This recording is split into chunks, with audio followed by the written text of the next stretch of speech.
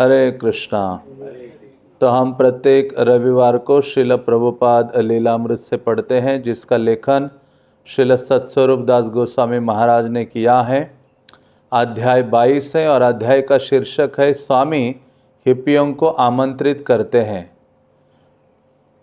तो हम सुन रहे थे कि किस प्रकार से श्रील प्रभुपाद जी अपने जो युवा भक्तगण हैं उनको कृष्ण भावना में प्रशिक्षित कर रहे हैं।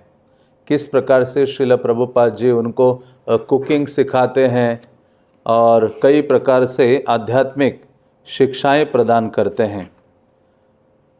तो श्रील प्रभुपाद जी का पिछले रविवार को हमने ये श्रवण किया था कि श्रील प्रभुपाद रोज़ सुबह 7 बजे अपने कमरे से बाहर आते थे और सब भक्तों के बीच में बैठकर कृष्ण भावना का उपदेश उनको प्रदान करते थे। तो यहाँ वर्णन किया है कि श्रील प्रभुपाद जी उन भक्तों के साथ शुरुआत में कीर्तन करते थे और कीर्तन के पश्चात एक विशेष जो प्रार्थना है उसका गान करते थे, जिसको मंगलाचरण कहा जाता है। और श्रील प्रभुपाद हर कार्य के शुरुआत में ये मंगलाचरण का गान करते थे। उस मंगलाचरण में भगवान और वैष्णवों का स्तुति गान है या उनके प्रति प्रार्थना गाई गई है। तो हम पढ़ते हैं आज। प्रभुपाद की संस्कृत प्रार्थना में वैष्णव गुरुओं की प्रशस्ति गाई गई। गुरु शिष्य परंपरा के हर महान गुरु के लिए उन्होंने विशिष्ट प्रशस्ति गाई। सर्वप्रथम उन्होंने श्रील भक्ति सिद्धांत सरस्वती के दिव्य गुणों का काव्यमय गान किया। तब एक एक करके गौर किशोरदास बाबा जी और भक्ति विनोद ठाकुर की वंदना की। एक प्रार्थना में श्रील भक्ति सिद्धांत को पतित आत्माओं का उद्धार करता बताया गया। दूसरी प्रार्थना में गौर किशोरदास बाबा जी महाराज का बखान उन्हें त्याग मूर्ति और कृष्ण के वियोग और गहरे प्रेम में भाव विभोर कहकर किया गया। प्रभुपाद ने गौरवर्णीय भगवान चैतन्य का गुणगान किया, जो कृष्ण के निर्मल प्रेम का वितरण करते थे, और उन्होंने भगवान कृष्ण की वंदना की, जो करुणा के सागर, दुखी जनों के सखा और सृष्टि के स्रोत हैं। तो श्रील प्रभुपाद जी अपने प्रवचन के शुरुआत में ही ये जो मंगलाचरण का गान किया करते थे, जैसे हमने सुना कि श्रील प्रभुपाद जी मंगल को आमंत्रित करने के लिए और विशेष रूप से अपने कार्य में इन आचार्यों की कृपा प्राप्त करने के लिए और भगवान चैतन्य महाप्रभु और कृष्ण की कृपा की याचना करते हुए शुरुआत में मंगलाचरण करते थे। और उस मंगलाचरण में विशेष जो व्यक्तित्व है उनके विशेष गुणों का गान किया जाता है और गान के साथ साथ उनसे याचना की जाती है विशेष आशीर्वाद के लिए।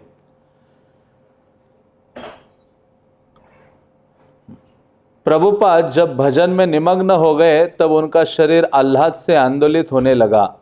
फर्श पर बैठा भक्त समुदाय इस ओर से उस ओर झूमने लगा। लोग देख रहे थे कि प्रभुपाद के नेत्र ध्यान में बंद थे और उनकी कोमल अभ्यस्त उंगलियां निपुणता पूर्वक मंजीरे बजा रही थी। उन्हें उनके हृदय से निकली हुई वाणी की ऐसी सूक्ष्म तरंगे और ध्वनियाँ सुनाई दी जो उन्होंने पहले कभी नहीं सुनी थी। तो इस प्रकार से श्रील प्रभुपाद जी मंगलाचरण बहुत तन्मयता के साथ करते थे। और मंगलाचरण ये विशेष प्रार्थना ही है, क्योंकि ऐसे कहा गया है कि आध्यात्मिक जीवन में माया के विरुद्ध लड़ने के लिए भक्त के पास केवल एक ही आश्रय है, और वो आश्रय क्या है? प्रार्थना है। इसलिए कहा गया है कि माधव स्तव प्रिय, भगवान को सबसे अधिक स्तुतियाँ बहुत आनंद प्रदान करती हैं। इसलिए देवतागण ऐसे व्यक्ति की आराधना करते हैं जिस व्यक्ति के जिह्वा पर भगवान की प्रार्थना रूपी रत्न विराजमान है। इसलिए हमारे आचार्यों के ग्रंथावली में जब हम देखते हैं कि जितने भी पूर्ववर्ती आचार्य हैं उन्होंने भगवान की महिमा गान के लिए कई सारी प्रार्थनाओं की रचना की है। चाहे भक्ति विनोद ठाकुर है, नरोत्तम दास ठाकुर है, रूप गोस्वामी है, सनातन गोस्वामी, कोई भी आचार्यों की ग्रंथावली को जब हम खोलते हैं तो उसमें देखा जाता है कि वो राधा कृष्ण के प्रति, ब्रज धाम के प्रति, हरि नाम के प्रति, सभी के प्रति प्रार्थना कर रहे हैं। और विशेष रूप से श्रीमद् भागवतम को यदि हम देखें तो श्रीमद् भागवतम कुछ अन्य नहीं है, भागवतम पूरा प्रार्थनामय ग्रंथ है। भागवतम के शुरुआत से लेकर अंत तक केवल प्रार्थनाओं से भरा हुआ है। चाहे शुरुआत में शुकदेव गोस्वामी के प्रति प्रार्थना हो, कुंती महारानी प्रार्थना कर रही है, उत्तरा कर रही है, परीक्षित महाराज कर रहे हैं, भीष्म कर रहे हैं, हर पूरे भागवतम का हर जो स्कंद है वो प्रार्थना से भरा पड़ा है। इसलिए आध्यात्मिक जीवन में प्रार्थना हमें आध्यात्मिक जीवन में अग्रसर होने के लिए बल प्रदान करती है और कृष्ण की कृपा हमारे जीवन में आकर्षित करती है। इसलिए हम देखते हैं कि जो एक राजा थे महाराज इंद्रद्युम्न, और वो आगे चलकर गजेंद्र हाथी बने। और इंद्रद्युम्न के जीवन में जब वो थे तो उनकी जिह्वा से सदैव भगवान के प्रति प्रार्थनाओं का उच्चारण होता था, स्तुतिगान होता था। और जब वो किसी ना किसी प्रकार से जब गजेंद्र हाथी के रूप में जन्म लिए और जब मगरमच्छ ने उनका पांव पकड़ा तो कुछ अन्य नहीं उनके मुख से निकला, नारायणम अखिल गुरु भगवान नमस्ते, कि हे प्रभु आप अखिल जगत के गुरु हो, मैं आपको प्रणाम कर रहा हूं। तो प्रार्थनाओं की मानो झड़ी निकल गई उनके मुखारविंद से। तो इस प्रकार से एक जो भक्त होता है उसकी जो जिह्वा है प्रार्थना रूपी रत्न से अलंकृत होती है। तो इसी कारण से श्रील प्रभुपाद ने अपनी इतनी ग्रंथावली दी है और प्रभुपाद ने कहा कि हमें इन सब प्रार्थनाओं को सीखना चाहिए, बल्कि दिन में प्रतिदिन हमारे जीवन में कुछ ऐसी प्रार्थनाएं होनी चाहिए जिनका हम प्रतिदिन उच्चारण करें। और ऐसा अभ्यास करते करते मृत्यु के अंत तक जब हमारी विपद स्थिति होगी तब हम भगवान को उस प्रार्थना रूपी रत्नों से याचना करेंगे। कम से कम हम सब तो ये शिक्षाष्टकम प्रार्थना का प्रतिदिन उच्चारण करते हैं, लेकिन उसके साथ ही साथ श्रीमद् भागवतम की कुछ जो अलग अलग प्रार्थनाएं हैं उनको हमें प्रतिदिन उच्चारण करना चाहिए। मानो एक प्रार्थना को एक हफ्ते के लिए उच्चारण किया, दूसरी प्रार्थना ली उसको और नेक्स्ट वीक के लिए। तो इस प्रकार से जो जीवन है कृष्ण प्रार्थना से बंधा होगा। श्रील प्रभुपाद जब आखिरी समय में उनका आखिरी विजिट था लंदन और वहाँ विग्रह के सामने खड़े होकर प्रार्थना कर रहे थे, भक्तों को लगा प्रभुपाद को प्रार्थना की क्या आवश्यकता है, वो तो इतने जगत में त्रिभुवन में जगत का उद्धार कर दिया और वो क्यों प्रार्थना कर रहे। तो एक भक्त गए और कहा प्रभुपाद आप क्या प्रार्थना कर रहे हैं राधा लंडनेश्वर को। तो प्रभुपाद कहते मैं यही प्रार्थना कर रहा हूं कि हे प्रभु आप मुझे माया से मेरी रक्षा कीजिए। तो इस प्रकार से जो भक्त है सदैव प्रार्थना रूपी रत्न को अपने जिह्वा को अलंकृत करता है। आपको याद होगा श्रील प्रभुपाद जी जब अमेरिका गए तो उन्होंने वो 2 प्रार्थनाएं लिखी हैं, मार्किने भागवत धर्म, एक अमेरिका में पहुंचकर भागवत धर्म का जो उपदेश है। और उन प्रार्थनाओं में श्रील प्रभुपाद कहते हैं कि हे प्रभु आप मुझे ऐसे बेहद स्थान पर लेकर आए हो जो रजो और तमोगुण से भरा हुआ है, और यहाँ मैं देख रहा हूं कि किसी की रुचि नहीं है कृष्ण भावना के संदेश को श्रवण करने के लिए। यदि आप कुछ चमत्कार करें तो तभी संभव हो सकता है, और आप यदि मेरी वाणी को अलंकृत करें तो मेरी वाणी अलंकृत होकर मैं उनको समझा सकता हूं आपका जो संदेश है। और फिर प्रभुपाद बहुत विनम्र होते हैं और कहते हैं कि हे प्रभु मेरा नाम भक्ति वेदांत है, लेकिन मुझ में ना भक्ति है और ना ज्ञान है, लेकिन एक चीज है नामे खूब धरो, मैंने आपका जो ये पवित्र नाम है उसको बहुत अच्छे से पकड़ के रखा है। तो इस प्रकार से श्रील प्रभुपाद जी पूरा जीवन प्रभुपाद का हम देखते हैं प्रार्थनाओं से भरा है। तो सारी जो ग्रंथावली है, चाहे श्रीमद् भागवतम है, भागवतम का सार कुछ अन्य नहीं है बल्कि भागवतम में वर्णित जितनी प्रार्थनाएं हैं वो भागवत का सार है। भागवत का क्रीम बोला गया है। दूध को हम उबालते तो ऊपर क्रीम मलाई आती है, तो वही श्रीमद् भागवतम का वो सार है। श्रीमद् भागवतम में जो भक्तों के द्वारा भगवान का जो गुणगान किया गया है, भगवान का जो महिमा गान किया है, वही भागवतम का सार है। तो श्रील प्रभुपाद जी जब प्रवचन देने के पूर्व या कीर्तन के लिए भी जाते थे प्रभुपाद गार्डन में, तो भी अपने आंखों को बंद करके अपने पूर्ववर्ती आचार्यों के प्रति प्रार्थना गाते थे, कृष्ण के प्रति प्रार्थना का उच्चारण करते थे, चैतन्य महाप्रभु के प्रति प्रार्थना का उच्चारण करते थे। और प्रार्थना के द्वारा हम भगवान की या वैष्णव की कृपा प्राप्त करते हैं। इसलिए कहा गया है प्रयास प्लस प्रार्थना इज इक्वल टू सक्सेस। सफलता का मंत्र क्या है? प्रयास करना और साथ ही साथ भगवान को प्रार्थना करना। तो साधना का कार्य यही है कि हम साधना हरि नाम लेते हैं, हाँ, तो हम पूरा प्रयास लगा रहे हैं अपने इस पागल मन को हरि नाम पर केंद्रित करने के लिए। लेकिन उसके साथ साथ क्या चाहिए? प्रार्थना की भावना चाहिए। वो जो हृदय है वो प्रार्थनामय होना चाहिए कि आई नंद तनुज किंकरम पतितम माम विषमे भवाम बुधो। तो हरि नाम के समय ये जो श्लोक है बहुत पावरफुल है कि हे प्रभु, हे नंद तनुज कृष्ण, मैं तो इस भवसागर में गिर पड़ा हूं और आप क्या कीजिए, मुझे वहां से उठाकर अपने चरण कमलों के धूलि का कण बना लीजिए। ऐसा भाव हृदय में धारण करके जब हमारी नाम लेते हैं, हाँ, तो हमारा जो मन है पागल मन इधर उधर नहीं भटकता, भगवत चरणों में लगा रहता है और ध्यानमय होता है हरि नाम का श्रवण करने के लिए।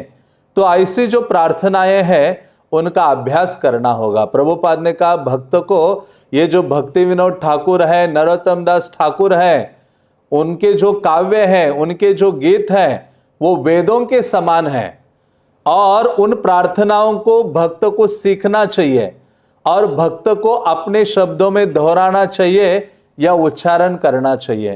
तो इस प्रकार से श्रील प्रभुपाद जी स्वयं अपने जीवन में प्रार्थना किया करते थे और केवल अपने जीवन में ही नहीं बल्कि भक्तों को भी इसकी शिक्षा प्रदान करते थे। तो जब भक्त लोग वहाँ जो ये युवाजन थे प्रभुपाद को ऐसी प्रार्थनाओं का, संस्कृत प्रार्थनाओं का उच्चारण करते हुए जब देखते थे तो बहुत आध्यात्मिक शक्ति का अनुभव करते थे।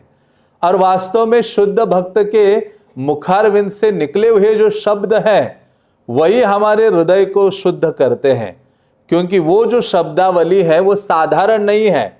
वो जो शब्द है भगवान के चरण कमलों का जो मिश्रित तुलसी और चंदन आदि है उससे मिश्रित होकर वो उनके मुखारविंद से बाहर निकलती है, क्योंकि भगवान की महिमा चरणों से ही निकलती है। तो ऐसे शुद्ध भक्त के मुखारविंद से जब ये शब्द निकलते हैं, भगवान की महिमा निकलती है, और क्योंकि उसमें वो सब मिश्रित होता है भगवान के चरण कमलों का मकरंद आदि, तो वो भक्त के कानों में जब प्रवेश करके हृदय में जाता है तो शीघ्रता से हमारे हृदय की शुद्धि होती है। इसलिए शास्त्र कहते हैं कि उन्नत भक्त के द्वारा श्रवण करना चाहिए कृष्ण कथा। जब भी हमें अवसर मिलता है, भगवान के प्रति प्रगाढ़ श्रद्धा, निष्ठा और प्रेम जिनके हृदय में है, ऐसे वैष्णवों के मुखारविंद से हमें भगवत चर्चा का श्रवण करना चाहिए, जिसका श्रवण करने से हमारा ये जो गंदा हृदय है शीघ्रता से शुद्ध होता है और जो भगवत आसक्ति उनके हृदय में है वो भगवत आसक्ति हमारे हृदय में जाती है। इसी को साधु संग कहा गया है।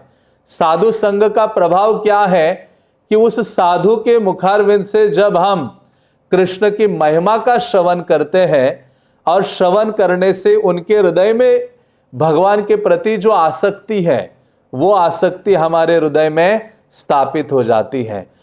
तो वही प्रभाव यहाँ पाश्चात्य जगत के इन नवयुवकों में देखा गया। श्रील प्रभुपाद के प्रति इतना गहरा समर्पण। अब सोचिए ऐसी स्थिति में प्रभुपाद के प्रति इतना समर्पण कि उन्होंने अपना जीवन प्रभुपाद के लिए समर्पित कर दिया।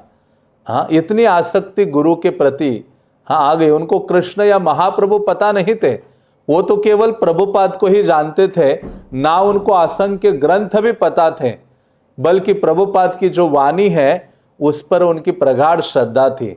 और उसी के कारण उनके हृदय में भगवान के प्रति ये जो प्रगाढ़ समर्पण की भावना है वो जागृत हो जाती है। तो श्रील प्रभुपाद जी यहाँ अपने प्रवचन या कीर्तन के पूर्व आचार्यों का गुणगान करते हैं, कृष्ण का गुणगान करते हैं, महाप्रभु चैतन्य का गुणगान करते हैं।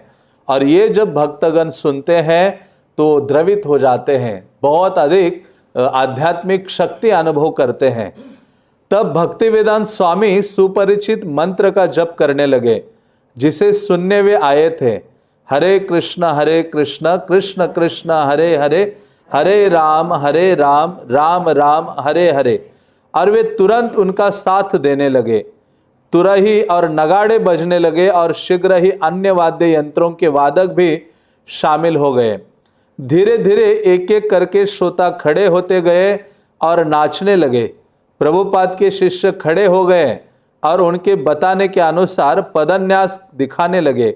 कभी कभी वे अपने हाथ ऊपर उठा लेते। अन्य लोग अपनी मर्जी के मुताबिक नाच रहे थे। प्रभुपाद जमकर बैठे रहे।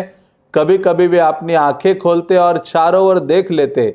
वे जप में लगे थे, यद्यपि उनका सिर और शरीर हिल रहे थे। तो श्रील प्रभुपाद जी बैठकर कीर्तन कर रहे थे और उस कीर्तन में सारे जो अन्य युवा जन हैं वो भी साथ दे रहे थे। तो जब अकेले हम भगवत सेवा करते हैं, जब हम अकेले हरि नाम का जप माला पर करते हैं, तो उसको पर्सनल भगवान की पर्सनल सर्विस हम कर रहे हैं। लेकिन जब भक्तों के बीच में आकर जब कीर्तन करते हैं, कथा करते हैं, कृष्ण का गुणगान सुनते हैं या करते हैं, तो उसको संकीर्तन कहा गया है।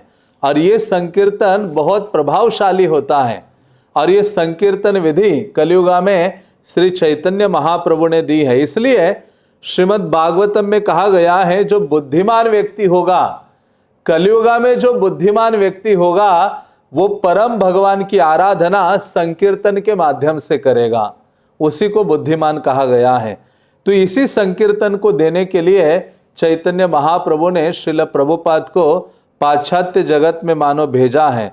और प्रभुपाद इतने सिंसियर, गंभीर, धैर्यवान, निष्ठावान, सहनशील थे कि सभी स्थितियों में वो बस इस देने की भावना, संकीर्तन का रोपण कर रहे हैं। मानो ये जो संकीर्तन रूपी वृक्ष है, पाश्चात्य जगत में जाकर वो बीज लेकर उसको रोपण कर रहे हैं।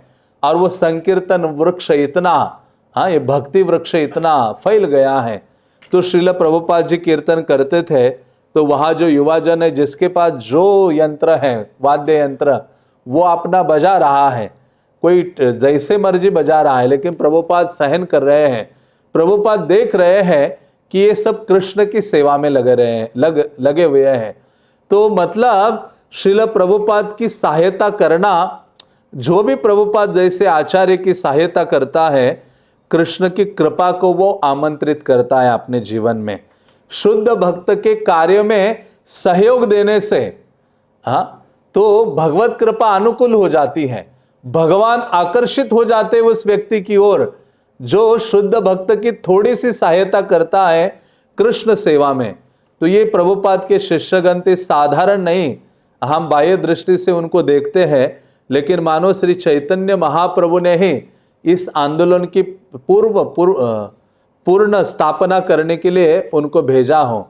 तो श्रील प्रभुपाद ने अपने शिष्यों को तो सिखाया था, उन्होंने स्वामी स्टेप पहले हमने सुना था, कैसे एक पांव इधर दूसरा पांव इधर, दोनों हाथ ऊपर करते हुए नृत्य करना।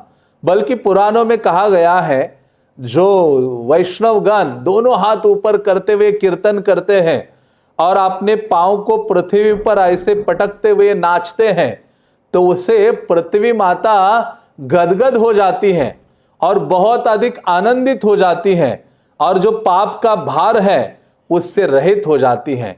इसलिए श्रील प्रभुपाद जी ने जो चैतन्य महाप्रभु ने कीर्तन विधि दी है, उसी कीर्तन विधि को प्रभुपाद ने अपने भक्तों को सिखाया और सभी लोग इस कीर्तन में भाग लेते हुए नृत्य कर रहे थे, हाथ को ऊपर उठाकर। और श्रील प्रभुपाद जी बैठकर गा रहे हैं।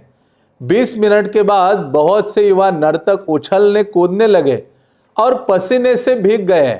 प्रभुपाद हरे कृष्ण गाते रहे और करताल बजाकर नर्तकों का मार्गदर्शन करते रहे।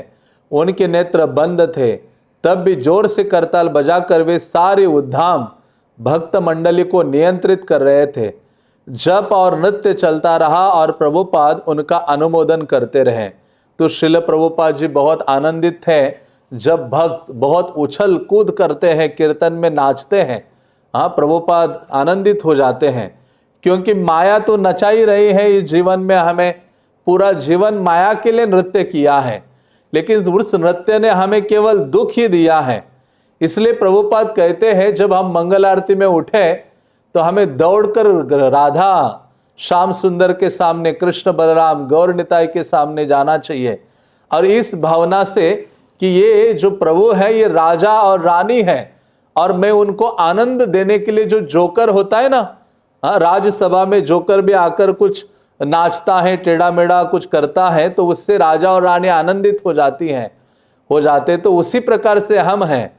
हम यहाँ सुबह सुबह भगवान को आनंद देने के लिए वहां खड़े हैं। केवल खंबे की तरह खड़े नहीं रहना चाहिए, थोड़े से हाथ पांव हिलाने चाहिए, हरि नाम का उच्चारण करना चाहिए, जिसके द्वारा भगवान आनंदित हो जाते हैं। तो प्रभुपाद जी तो लगाते थे कि नाचो कूदो। हाँ, जब नाचने कूदने से ये शरीर में जो पाप है वो गिरते हैं। हाँ, जब हम नाचते नहीं हैं तो ये पाप राशि वैसे ही हमें पकड़ के रखती है। तो जब हम नाचते हैं, नृत्य करते हैं, हाथ पांव ऊपर इधर उधर कुछ उठाते हैं, हाँ, तो भगवान आनंदित होते हैं। और जब कृष्ण आनंदित होते हैं तो ये पाप राशि का दहन होने लगता है। तो ऐसे श्रील प्रभुपाद जी को पूछा, प्रभुपाद जी उत्साह ही नहीं है, हमारी स्थिति क्या है? घन तरलता। जैसे कभी तो बड़ा उत्साह होता है, बर्फ की तरह, पानी की तरह है, कभी हम बर्फ बन जाते हैं तो कभी तरल हो जाते हैं, घन तरलता। तो प्रभुपाद को पूछा, प्रभुपाद जी उत्साह ही नहीं है, उत्साह कैसे लाए? प्रभुपाद ने कहा, जब भक्त लोग कीर्तन कर रहे हो, नाचने की भी इच्छा नहीं हो, तो भी जबरदस्ती जाकर हाथ पांव हिलाओ। जब भक्तों के संग में ऐसा प्रयास करोगे तो आप उत्साहित हो जाओगे। तो उसी प्रकार से उत्साह को लाना है तो उसमें भक्तों का संग बहुत आवश्यक है। भक्तों के संग में भक्ति का जो उत्साह है बना नहीं रहता, इसलिए भक्तों का संग हमेशा आवश्यक है। भक्तों के संग में हम श्रवण करें, कीर्तन करें, हरि नाम का जप करें, शास्त्रों का अध्ययन करें, कुछ प्रैक्टिकल सेवा करें। जब ऐसा भक्तों के संग में मिलकर करते हैं तो हमारा जो उत्साह है वो द्विगुणित हो जाता है। इन हिप्पियों का कीर्तन भारतीय ब्राह्मणों के जप से भिन्न था, पर प्रभुपाद को इसकी चिंता नहीं थी। वे भक्ति को ही मानदंड बनाकर चल रहे थे। अपने राधा कृष्ण मंदिर में वे जो कुछ स्वीकार कर लेते वो कृष्ण को स्वीकार होता। अपने आध्यात्मिक गुरु भक्ति सिद्धांत सरस्वती के माध्यम से उनकी कृष्ण को यही भेंट थी। प्रभुपाद को अपने पर पूरा विश्वास था। यदि उनके युवा भक्तों को हारमोनियम या मृदंग बजाना ठीक से ना भी आता हो, यदि वे ना भी जानते हो कि सामूहिक कीर्तन एक जैसे सुर ताल में नहीं होता वरना भावानुसार होता है, और यदि वे न भी जानते हो कि गुरु का सम्मान कैसे किया जाता है, तो भी चूंकि वे कीर्तन और नृत्य कर रहे थे, इसलिए प्रभुपाद उन्हें उत्साहित कर रहे थे और सिर हिला रहे थे कि हाँ ठीक है। तो श्रील प्रभुपाद के अनुयायी मानो ब्राह्मणों की तरह ना संस्कृत मंत्रों का या श्लोकों का उच्चारण कर पाते हैं, ना एक साथ एक सुर में गा पाते हैं, ना सारे वाद्य यंत्र एक ताल में बजा पाते हैं, लेकिन फिर भी एक चीज थी, वो कृष्ण नाम का उच्चारण कर रहे थे। क्योंकि सारे शास्त्रों का सभी कार्यकलापों का जो सार है वो क्या है? भगवान नाम कीर्तन है। भगवान नाम का उच्चारण अपने जिह्वा से होना चाहिए। यदि व्यक्ति ने बाकी सब चीजें की लेकिन भगवान नाम का उच्चारण अपने जिह्वा से नहीं किया, तो उसका कोई लाभ नहीं है। तो प्रभुपाद सार को ग्रहण करते हैं, इसलिए परमहंस कहा गया है। परमहंस का मतलब है जो हंस होता है वो दूध और पानी मिला हुआ है, फिर भी उसमें से दूध को ग्रहण करता है, पानी को छोड़ देता है। तो उसी प्रकार से प्रभुपाद ने शास्त्रों से ये जो सारग्राही वृत्ति है उसको स्वीकारा और पाश्चात्य जगत में आरोपित किया। उस सारग्राही के माध्यम से मानो जो सारे शास्त्रों का सार है, निचोड़ है, उन्होंने वो श्रील प्रभुपाद ने इस आंदोलन में प्रदान किया। इसी कारण से इस आंदोलन में कोई भी व्यक्ति जब आता है तो बहुत सरलता से शास्त्रों के जो गहन तत्व है उनको समझ पाता है, और उतना ही नहीं, समझ ही नहीं पाता बल्कि अपने जीवन में लागू करना सीख लेता है और अभ्यास करने लगता है। तो ये विशेष प्रभुपाद की देन है।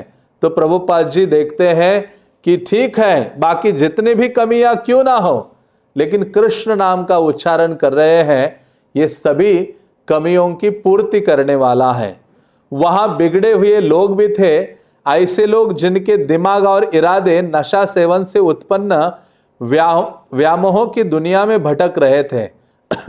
तब भी मंदिर के वातावरण पर प्रभुपाद के भक्तों का आधिपत्य था। वे अपने हाथ उठाकर नृत्य कर रहे थे और अपने गुरु के संकेतों का सावधानी से पालन कर रहे थे। तो चाहे जो भी स्थिति क्यों ना हो, लेकिन वह सब लोग इस कीर्तन को कर रहे थे और भक्तों के बीच में आए थे, चाहे वो कितने ही नशेड़ी हो, या जुआ या कितने अनैतिक संबंध आदि में लिप्त हो, क्योंकि ये महाप्रभु का आंदोलन सबसे अधिक अधम पतित व्यक्ति के लिए है। इसलिए तो नित्यानंद प्रभु ने अपनी कृपा, महाप्रभु का गुणगान तभी हो सकता है या महाप्रभु को पतित पावन तभी कहा जा सकता है। वो कह रहे थे कि ये नवद्वीप में जो सबसे अधिक पापी जीव है, जगाई और मधाई, नित्यानंद प्रभु का भाव प्रभुपाद के हृदय में है। नित्यानंद प्रभु ने कहा उद्धार करना है तो छोटे मोटे का नहीं, ये सबसे अधिक ब्राह्मण माधवानंद और जगदानंद नाम था उनका। ऐसे उच्च कुल ब्राह्मण उसमें जन्म लिए थे, लेकिन इतने घृणित कार्य कर रहे थे। वो कहते हैं कि ऐसा कोई पाप ऐसा कोई नहीं था जो जगाई मधाई ने ना किया हो। जगाई मधाई ने बल्कि एक काम नहीं किया था, वैष्णव अपराध नहीं किया था।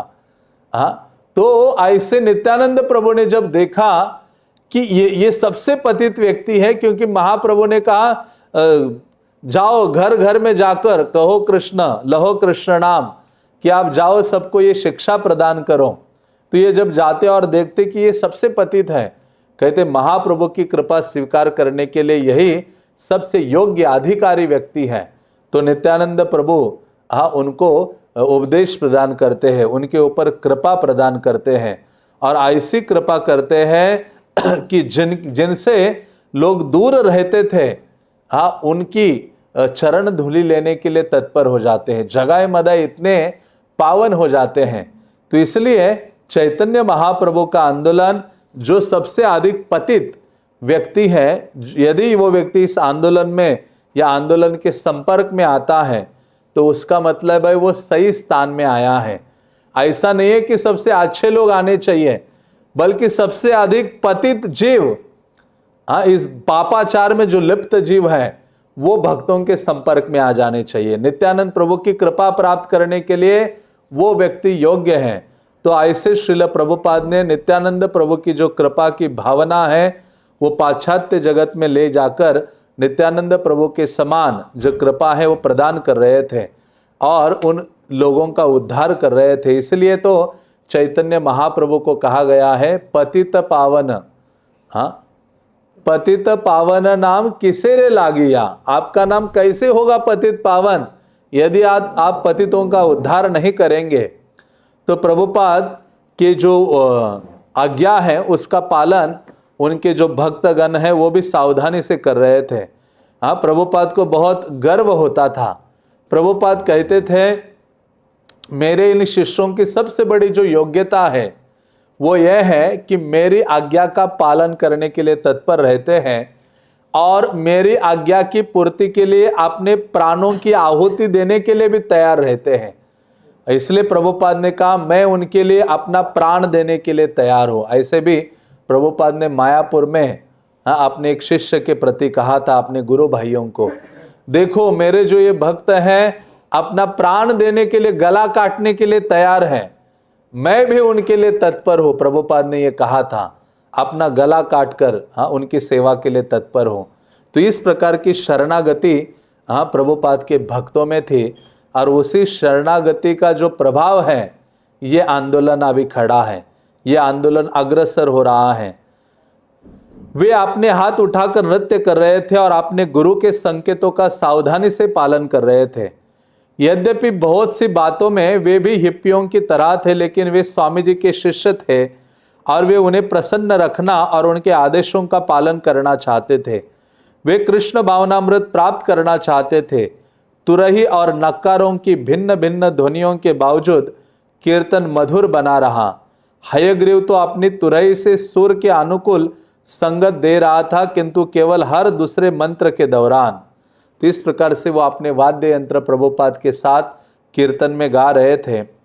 श्रील प्रभुपाद जानते थे कि कीर्तन की कुछ बातें गलत या स्तर से नीचे थी, लेकिन उन्होंने ये उपहार स्वीकार किया, किसी भद्र ढंग से नहीं वरना प्यार से।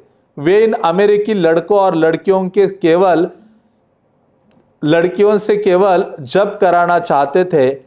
उनकी वेशभूषा अटपटी थी, वे बहुत अधिक उछल कूद करते थे या उनके विचार गलत थे, इसकी प्रभुपाद को अधिक चिंता नहीं थी।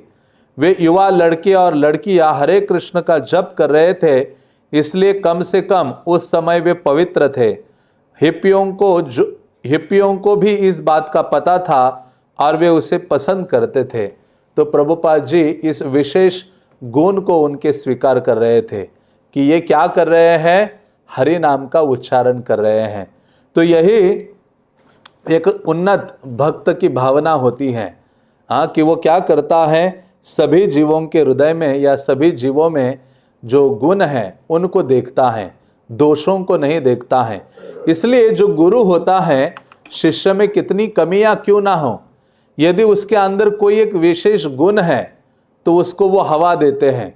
जैसे आग है, उसको थोड़ी सी हवा देने से वो आग बढ़ती है, उसकी जो लपटें हैं। तो उसी प्रकार से जो गुरु क्या करता है, एक गुण को देखता है, उसको पोषित करता है, और धीरे धीरे वो गुण इतना बड़ा हो जाता है कि जितनी कमियां हैं वो धीरे धीरे नष्ट होने लगती हैं। यह आध्यात्मिक गुरु का कार्य होता है, या एक शुद्ध भक्त का कार्य होता है।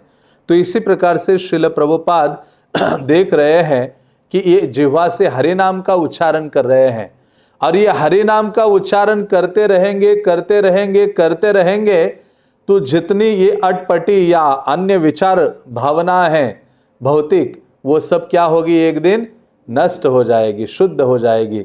हाँ, कुछ रंग भरे पानी में हम जब शुद्ध जल डालते हैं, डालते रहो गिलास में, हाँ, तो जो मानो पीला पानी है तो वो कालांतर में समय के साथ अलग हो जाता है और केवल शुद्ध पानी बना रहता है।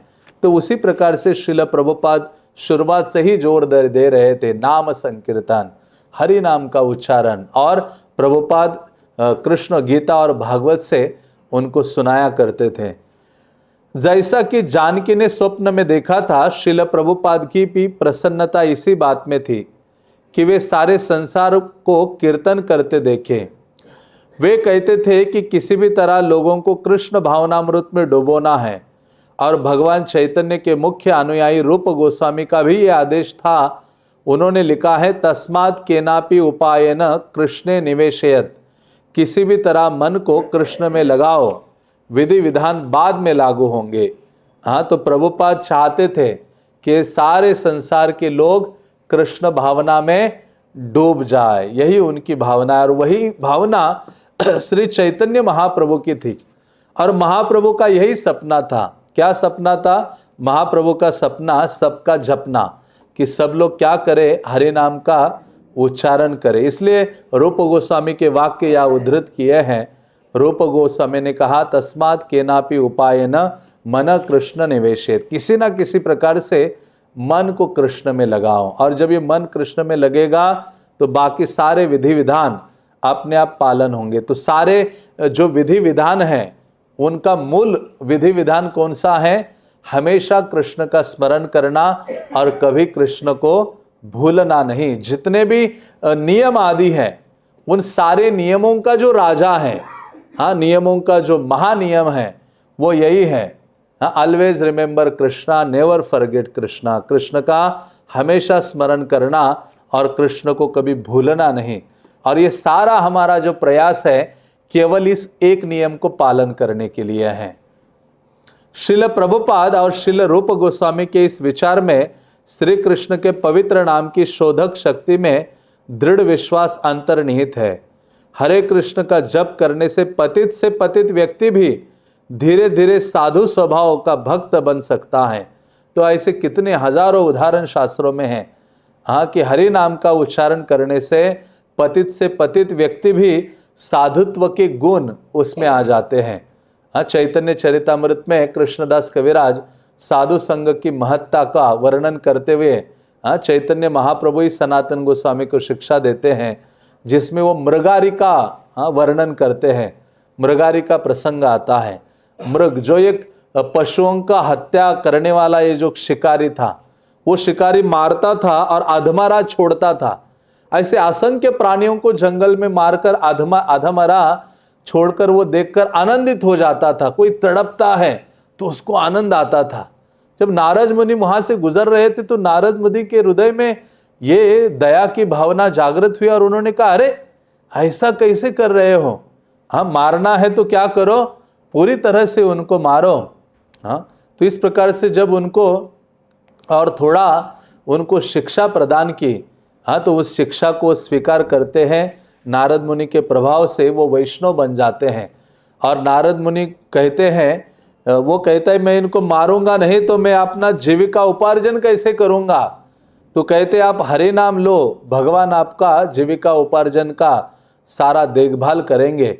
हाँ, तो पहले जब वो पालन करने लगता है और एक नदी के किनारे बैठकर पत्नी के साथ हरि नाम का उच्चारण करता है और उसका प्रभाव इतना अधिक होता है नारद मुनि की आज्ञा का पालन करने से, उनके संग के प्रभाव से, कि ये हरि नाम कर रहे थे। गांव के लोग भोजन आदि लेकर, फल आदि लेकर उनको प्रदान करते थे और वो पाते भी थे और वितरण भी करते थे। तो एक बार, हाँ, जब नारद मुनि अपने मित्र पर्वत मुनि को कहते कि चलो हम चलते हैं, हाँ, जाते हुए आपने उस एक भक्तों को देखते हैं। तो जब वो देखते हैं कि नारद मुनि आए हैं, तो ये जो मृगारी है जात आगे आगे चलता है तो चींटियां नजर आती हैं। तो चींटियां न मर जाए तो अपने वस्त्र से चींटियों को ऐसे कैसे उठाकर उनको अलग करता है और सावधानी से एक एक पैर डालता है। जो व्यक्ति इतना अधिक पशुओं को मारकर उनको तड़पता देखकर आनंद का अनुभव करता था, उसमें इतना बड़ा परिवर्तन आ गया कि एक चींटी को मारने के लिए भी वो तत्पर नहीं था। इतना सावधानी से अपने पांव डाल रहा था। तो ये देखकर नारद मुनि आश्चर्यचकित हो जाते हैं। तो इसलिए कहा गया है कि यदि वो कोई व्यक्ति भगवान नाम का उच्चारण करता है, हाँ, वो कितना ही पापी या कितना ही पतित क्यों ना हो, हाँ, वो व्यक्ति, उस व्यक्ति के अंदर सारे जो साधु के गुण हैं वो आ जाते हैं। और हम वाल्मीकि मुनि का भी देखते हैं कि वाल्मीकि मुनि तो इतने पापी व्यक्तित्व थे, लेकिन नारद मुनि की आज्ञा का पालन करने से, हाँ, वो भगवान नाम का सहारा लिया उन्होंने, राम नाम का, और सारे साधुत्व के गुण आ गए। तो यहाँ कहते हैं हरे कृष्ण का जप करने से पतित व्यक्ति भी धीरे धीरे साधु स्वभाव का भक्त बन जाता है। तो प्रभुपाद ने इसी पर जोर दिया। हरि नाम का उच्चारण प्रभुपाद ने उन सबसे करवाया और जिसके द्वारा धीरे धीरे, हाँ, वो साधु बनने लगे। श्रील प्रभुपाद श्रीमद् भागवत के एक श्लोक को प्राय उद्धृत करते थे कि पापमय कार्यों में डूबे हुए व्यक्ति भी भगवान के भक्तों की शरण में जाकर शुद्ध हो सकते हैं। वे जानते थे कि हैट ऐशबरी का हर हिप्पी पवित्र कृष्ण नाम की कृपा पाने के योग्य है और वे इसे अपने आध्यात्मिक गुरु के प्रति अपना कर्तव्य समझते थे कि कृष्ण भावनामृत का उपहार वे उन्मुक्त भाव से हर एक को दे और किसी को मना ना करे। तो भी इन म्लेच्छों के बीच रहते हुए उन्हें आचरण का एक स्तर बनाए रखना था और कृष्ण भावनामृत संघ की पवित्रता बनाए रखने के लिए वे कृत संकल्प थे। तो श्रील प्रभुपाद जी, ये बड़ा उदार उनका हृदय था वो चाहते थे कि वहाँ जो हैट एशबरी का जो स्थान है, जितने हिप्पी हैं उन सब का अधिकार है कृष्ण नाम लेना या कृष्ण भावना को स्वीकार करने के लिए। ये कृष्ण भावनामृत रूपी जो उपहार है उसको स्वीकार करने के लिए सबका अधिकार है। तो प्रभुपाद सबको वो अधिकार या कृष्ण भावना देना चाहते थे, और साथ ही साथ श्रील प्रभुपाद जी इस आंदोलन की जो पवित्रता है उसको भी बनाए रखना चाहते थे। उदाहरण के लिए, यदि उन्हें जनता को निशुल्क भोजन वितरित करना था तो वो सामान्य भोजन नहीं होगा, वरना कृष्ण को अर्पित भोजन होगा, प्रसाद होगा। भूखे लोगों को भोजन देना व्यर्थ था जब तक कि उन्हें प्रसाद और आवागमन से मुक्ति का अवसर ना दिया जाए। और कीर्तन में यद्यपि वे अभिव्यक्ति की पूरी स्वतंत्रता और खुली छूट देते थे और लोगों को अनियमित रूप से भाग लेने का अवसर मिलता था, किंतु भगवान कृष्ण के पवित्र नाम की दिव्य ध्वनि की प्रधानता सर्वमान्य थी। तो श्रील प्रभुपाद जी कहा करते थे कि केवल भोजन देना ही पर्याप्त नहीं है, उससे उनको कुछ लाभ नहीं होने वाला। वो उस साधारण भोजन को खाएंगे, उनका शरीर भी अपवित्र रहेगा, उनका मन आदि विचार भी अपवित्र होंगे, उनको कुछ लाभ मिलने वाला नहीं है, बल्कि उसके द्वारा वो और इंद्रिय तृप्ति के लिए प्रोत्साहित होंगे। लेकिन उनको भोजन देना है तो क्या प्रदान करो? कृष्ण प्रसाद। जीवन हेतु Krishna Prasad, food for life Srila Prabhupada ने शुरू किया था। प्रभुपाद जब मायापुर में थे और भक्त लोग प्रसाद पाकर अपनी पत्तले आदि फेंके और लोगों ने भी प्रसाद पाया था, तो वहाँ बहुत ऐसा इकट्ठा हो गया था सारे पत्तल और उचिष्ट जो भोजन है, तो वहाँ कुत्ते आकर खाने लगे और गरीब बच्चे जो हैं वो भी वहाँ से उठाकर खा रहे थे कुत्तों के बीच में। तो प्रभुपाद जी मायापुर में जो लोटस बिल्डिंग है उसमें बैठे थे और प्रभुपाद ने ये दृश्य देखा तो प्रभुपाद की आंखों से आंसू बहने लगे। अपने शिष्य तमाल कृष्ण महाराज आदि को बुलाया और प्रभुपाद ने कहा हमें कुछ कार्य करना चाहिए। तो प्रभुपाद ने फिर ये फूड फॉर लाइफ शुरू किया, जीवन हेतु कृष्ण प्रसाद। केवल भूखे लोगों को भोजन नहीं देना, बल्कि उनको क्या है, कृष्ण को अर्पित किया हुआ प्रसाद देना, जिसके द्वारा उनका आध्यात्मिक उत्थान हो सकता है। और प्रसाद के द्वारा उनके जो मन है या विचार हैं, शरीर है, सब शुद्ध होगा। और ऐसे शुद्ध मन और शरीर आदि के द्वारा कृष्ण को स्वीकार करना उनके लिए सरल हो जाएगा। इसलिए प्रभुपाद ने बहुत अधिक जोर दिया प्रसादम वितरण में। प्रभुपाद ने कहा मंदिर के आस कई किलोमीटर तक कोई भूखा नहीं सोना चाहिए, सबको कृष्ण प्रसाद प्राप्त होना चाहिए। बल्कि प्रभुपाद ने कहा था कि हमारे मंदिर में हर समय गरम गरम पूरी और सब्जी और प्रसाद अवेलेबल होना चाहिए। कोई भी व्यक्ति आ जाए तुरंत उसको बिठाकर गरम गरम प्रसाद आदि वो परोसा जाना चाहिए, ऐसा प्रभुपाद कहा करते थे।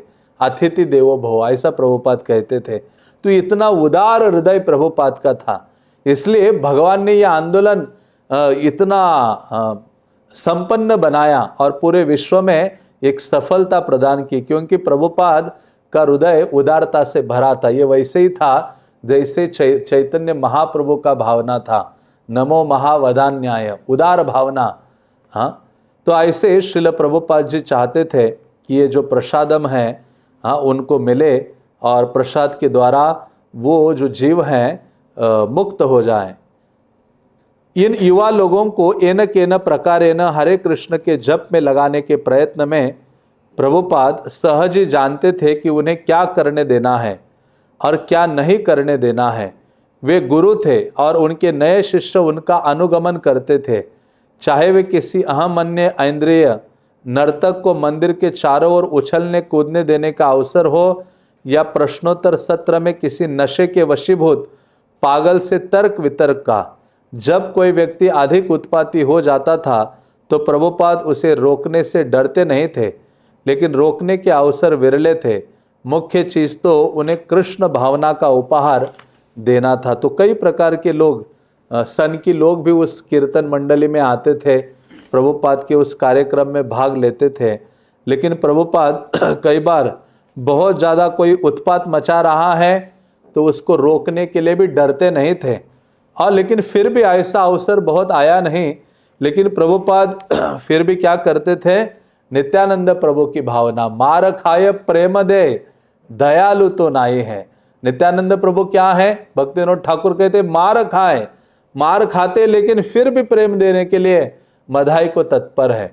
तो उसी प्रकार से प्रभुपाद देखते कोई कितना ही उत्पात मचा रहा है, अपने इंद्रिय वशीभूत है, लेकिन फिर भी प्रभुपाद क्या करते थे, सोचते थे नहीं, इसको कृष्ण भावना का उपहार देना है। ऐसी भावना प्रभुपाद के हृदय में थी। इसलिए गुरु का अर्थ है, क्योंकि आदि गुरु नित्यानंद प्रभु है, और नित्यानंद प्रभु का जो भावना है चैतन्य भागवत में कई अनंत लीलाओं के द्वारा वृंदावन दास ठाकुर ने प्रस्तुत किया है। तो ऐसे नित्यानंद प्रभु का भाव श्रील प्रभुपाद अपने हृदय में धारण करते हैं और पाश्चात्य जगत में कृष्ण भावना को आरोपित करते हैं। कीर्तन 1 घंटे से अधिक चला, क्योंकि कीर्तन करने वाले एक दूसरे के हाथ पकड़कर कमरे के चारों ओर नाच रहे थे और सामने के द्वार से धूप की सुगंध निकल रही थी। तो इस प्रकार से श्रील प्रभुपाद जी अपने भक्तों के बीच कीर्तन कर रहे थे और सबको किसी न किसी प्रकार से कीर्तन करने के लिए उत्साहित और प्रेरित कर रहे थे। और आगे चलकर भी देखा गया कि प्रभुपाद ने अपने भक्तों को ये जोर दिया, हरि नाम का उच्चारण करते रहो। प्रभुपाद कहा करते थे 16 माला ही क्यों, 16 करोड़ माला करना चाहिए। प्रभुपाद ने कई प्रवचनों में, लेटरों में आप देखोगे लाखों लाखों ऐसा वर्णन किया है। प्रभुपाद ने कहा कम से कम कितनी माला, 16 माला। प्रभुपाद ने ये नहीं कहा अधिक से अधिक 16 माला, नहीं, प्रभुपाद ने कहा कम से कम 16, उससे कम नहीं, अधिक से अधिक करोड़ों हरि नाम लेते रहे। बल्कि प्रभुपाद कहा करते थे हमारा उद्देश्य तो यही है कि प्रभुपाद कहते थे मेरे गुरु महाराज ने कहा है, भक्ति सिद्धांत सरस्वती ठाकुर ने कहा था कि हम एक मंत्र में दीक्षित हुए हैं, और वो मंत्र क्या है, कीर्तनीय सदा हरि। भक्ति सिद्धांत सरस्वती कहा करते थे कि हमारी दीक्षा तो इस मंत्र में हुई है, चैतन्य महाप्रभु का ये जो मंत्र है, और वो मंत्र है कीर्तनीय सदा हरि। और उसी को ही भगवद गीता में भगवान कहते हैं सततम कीर्तयन्तो माम, सतत कीर्तन करना महात्मा का यही लक्षण है, वैष्णव या साधु का यही गुण है कि वो सतत कृष्ण नाम का कीर्तन करता है। और कीर्तन का अर्थ क्या है, कीर्तन का अर्थ है कि भगवान के नाम, रूप, गुण और लीला का गान करना। रूप गोस्वामी भक्ति रसामृत सिंधु में कहते हैं नाम कीर्तन, रूप कीर्तन, गुण कीर्तन, लीला कीर्तन। तो भगवान का नाम उच्चारण करना वो भी कीर्तन है, और अपनी जिह्वा से भगवान की महिमा का गान करते रहना। इसलिए प्रभुपाद कहते थे कि हमें बोलते रखो, मैं हमेशा बोलते रहना चाहिए मुझे, इस प्रकार से, ताकि भगवान का गुणगान करना ये भक्त का लक्षण है। हमारा भगवान के प्रति आसक्ति है, उसका लक्षण क्या है कि हमारे वाणी में हम हमेशा कृष्ण की बातें करते रहें। यदि हम किसी न किसी प्रकार से भगवान, उनका धाम, भक्त चरित्र आदि की वार्तालाप करते हैं स्वाभाविक रूप से, तो समझना चाहिए उस व्यक्ति का आसक्ति भगवान के प्रति हो गया है। हमारी आसक्ति को हमारे वार्तालाप से हम पहचान सकते हैं। किसी व्यक्ति, वस्तु, स्थान आदि के बारे में हम चर्चा करते हैं तो उसका मतलब है उससे हमारी आसक्ति प्रगाढ़ है।